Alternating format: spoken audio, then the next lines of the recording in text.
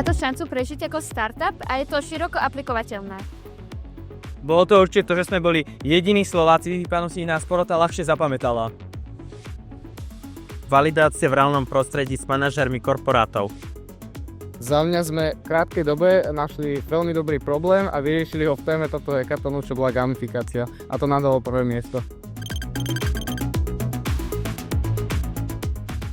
Nájsť reálny problém, ktorý fakt pociťujú dosť veľa ľudí. Nebáť sa toho, že celá aplikácia bola AI-kon. Aj tá naša bola celá urobená. Nie je to, za čo sa hanbiť. Sústredte sa na to, aby to fungovalo a nie na to, ako to vyzerá.